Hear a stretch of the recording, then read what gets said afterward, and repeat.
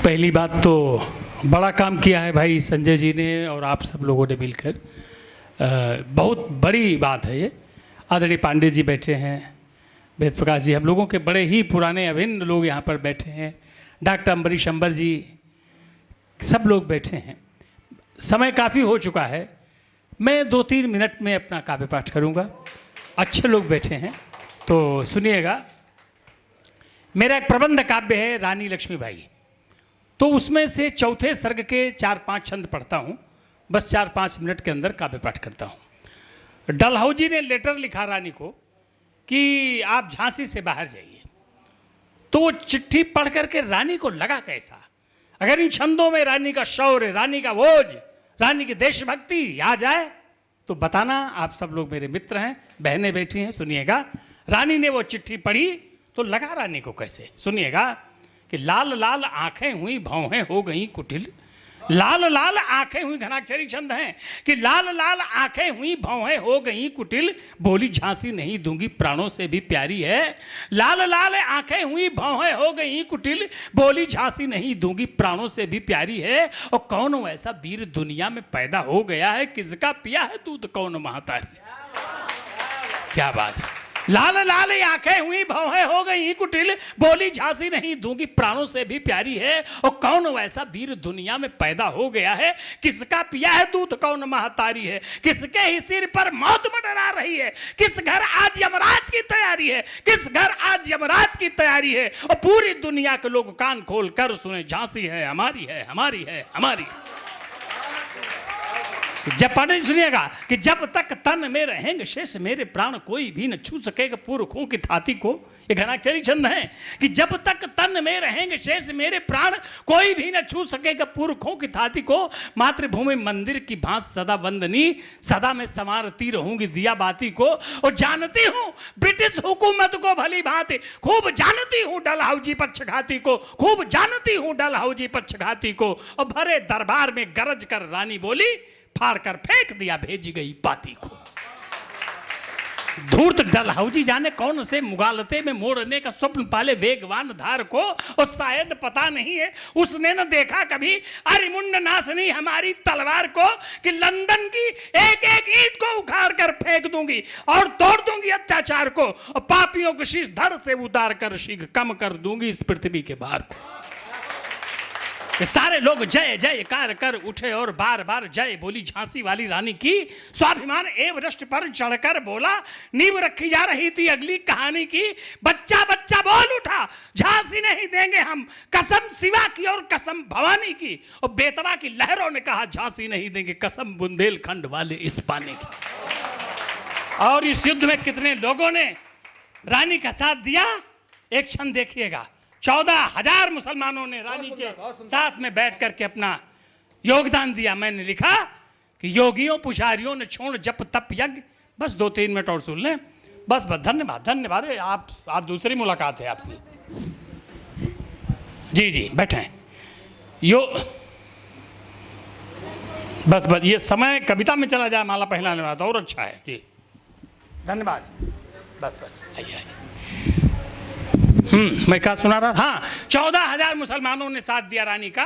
सुनिएगा कि योगियों पुजारियों ने छोड़ जप तप यज्ञ, हाथ लिया तलवार ललकारते हुए। योगियों पुजारियों ने छोड़ जप तप यज्ञ, हाथ लिया तलवार ललकारते हुए। और सारे ही नमाजियों ने कहा, रण क्षेत्र में ही पढ़ेंगे नमाज शत्रु को संहारते हुए। बूढ़े बाप ने भी शीश पर रखा हाथ भेजा, माता ने भी भेजा पुत्र को दुलारते हुए, माता ने भी भेजा पुत्र को दुलारते हुए। और बहनों ने भाई भेजे राखी बांध बांध कर, पत्नी ने पति आरती उतारते हुए। पुरुषों से कम नहीं नारियों का योगदान। कविता लिखना खिलवाड़ नहीं है, अगर शब्द चयन अलंकार छंद रस आ जाए तो बताना। इतना बड़ा आयोजन आपने किया, आपको बधाई और आशीर्वाद। घर का लड़का है मेरे, ये भतीजा है मेरा।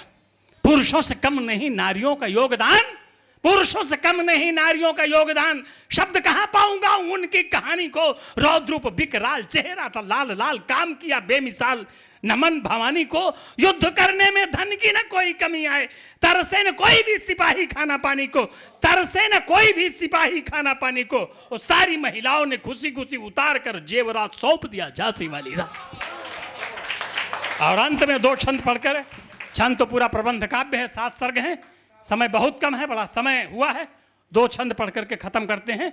युद्ध 7 दिन अंग्रेजी सेना किले के किनारे डटी रही, किले के अंदर कोई प्रवेश नहीं कर पाया।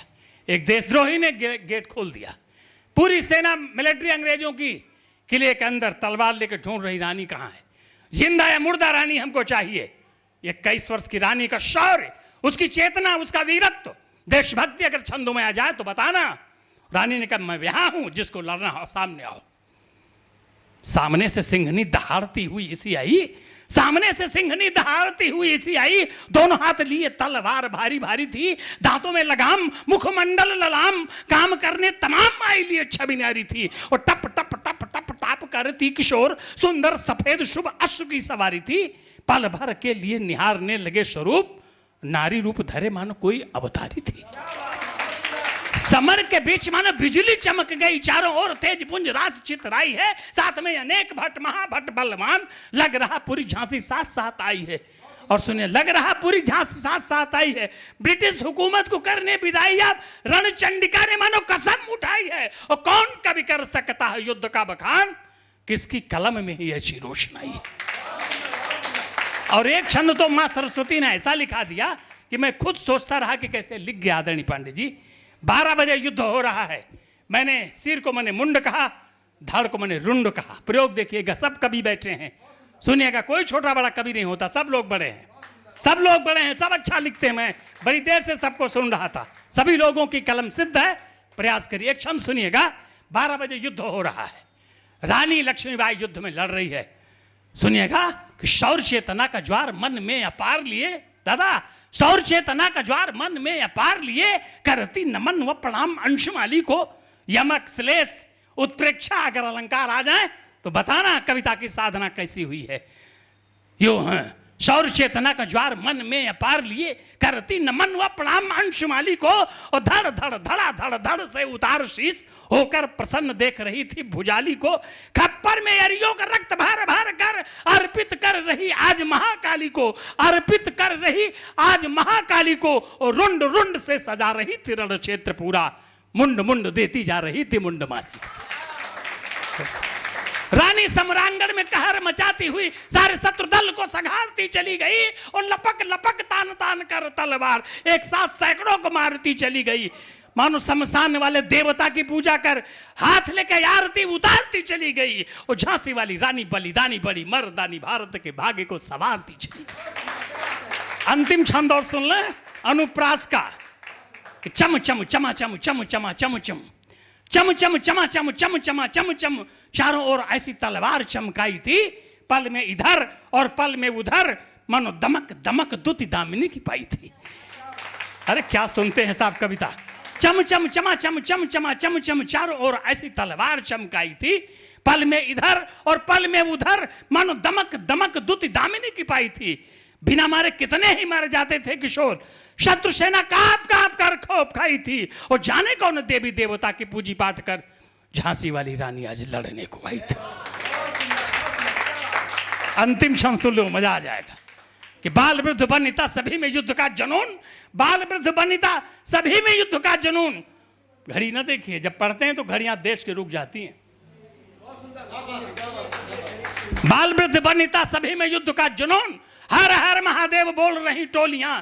बाल वृद्ध वनिता सभी में युद्ध का जुनून, हर हर महादेव बोल रही टोलियां। रज मातृभूमि की जो सबसे पवित्रतम, चंदन की भांति माथे पर लगी रोलियां कि मारो मारो मारो आतताइयों फिरंगियों को, मारो मारो मारो आतताइयों फिरंगियों को। गली गली में सुनाई पड़ती थी बोलियां। और गोरे गोरे अंग्रेज जहां से इसको मिले तो सीने में उतार दिया कई कई गोलियां। बोलिए भारत माता की। आओ महाराज।